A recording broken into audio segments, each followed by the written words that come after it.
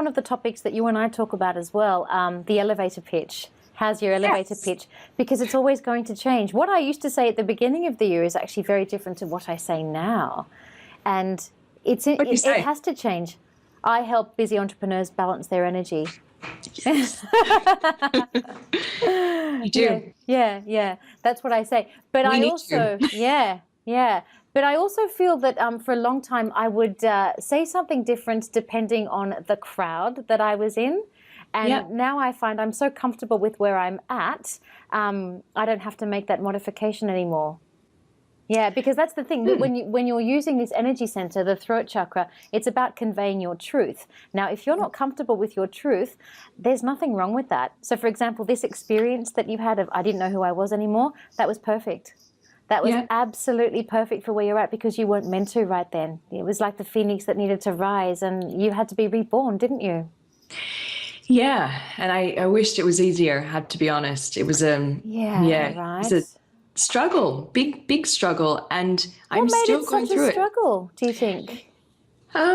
Probably because I really did. I went from traveling. I went from, because I was a contractor to that business. I went from having cash flow. I went that old chestnut. That old chestnut. Also having cool people around you all the time as well. So if you imagine you're on the road traveling to events, you have this secondary family that's around you all the time, and all that cut overnight was pretty full on. So it was abrupt, wasn't it? Very abrupt. Yeah. It's like boom, that's my old life. Who am I? What am I meant to be? And this comes back to that whole clarity thing, is that, do you know, unfortunately, I never really kind of sat down in that moment and ever actually mapped out my next stage. I just became reactive into my new business. Hence why this is so important to you now. What a great lesson. Correct. Yeah. What a fabulous lesson. I think that's incredible. And, you know, it's taken a good 4 years to kind of understand where I want to go next. I'm still not 100% there, but I'm almost there. I'm almost there. So that's where I'm feeling that excitement and that renewed hope about sort of the next direction. You know, I was having dinner with a friend last night, and she's a marketing machine. She's really good at helping people market themselves. And she's going into transition at the moment because her partner is part of the military and they'll be moving to the States for a couple of years. And for her, it was a no-brainer of like, right, and this is what I'll be doing next. And she doesn't stop the periscoping, she doesn't stop the Instagramming, she doesn't stop talking about what she's passionate about.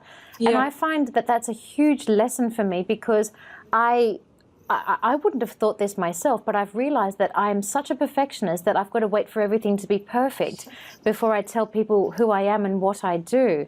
And that really gyps me of a wonderful opportunity to enjoy my journey, irrespective of where I'm at. And I've learned that about myself, and I've tried to relax and say, hey, that's not where I'm at anymore. I'm not quite where I want to be, but at the moment, this is my journey.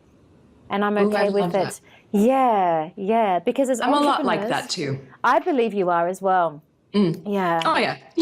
As someone that speaks at events and runs a successful business, and you facilitate many trainings, and I think that you embody the qualities of someone who has a great communication style. But you mentioned that this isn't always the case for you, as in your communication style, which surprises me, because I think we've got a great banter, so I don't see that other side. In what areas do you feel that you struggle with your communication? Look, probably saying no, definitely. It ebbs and flows again. There'll be times when I have no problem with it, and there's other times when I do. Really? So that'd be one of them. And I think that happens from talking to the entrepreneurs I've met, just people in general, especially women. Tends to be kind of a theme between us. Yeah. Boundaries are interesting, Boundaries are. What else? You know, through just your teachings as well about the excessive and the deficient of the chakra, there are definitely times when I attract people that talk over the top of me. Yeah, right. There's big phases of that. And often, you know, it's interesting. Actually, I would love your insight on this. The business partners, or the other sort of man, speaker, business partner, whatever it is that's been in my life, tends to be somebody that talks over the top of me. How interesting. Yeah, you're right. That's a deficient characteristic when you manifest someone who actually exhibits the excessive qualities. So that's right. So I've had a lot of the excessive qualities in people that I do business with around me. And I noticed that when I'm feeling really grounded and just, again, clear on who I am, I have no problem with it. It's like everyone around me is fantastic. And even to the point when the people that before would talk on top, it's easier to pacify. So, but that, again, that's that clarity sort of thing that comes up. That's really, really interesting, actually. Yeah. So that's just you being a little bit off your center. And I think it may even have something to do with the inability to say no. Because I think, I mean, you know, if you're listening to this, raise your hand if you want to be liked. We all do, right?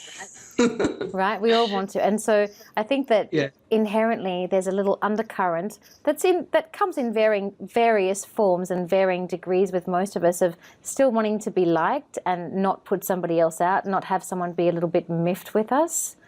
So when we're really clear on that, I believe when we're very detached to the outcome of somebody possibly being a little bit cross or cranky with us, it's much easier to navigate, because then we're not expressing something that is no longer our truth, because we're making it about what we think they want to hear, which isn't always necessarily equal to what they need to hear and what is in their highest alignment. Very well said. Thanks for that little mini coaching session. That's great. Yeah.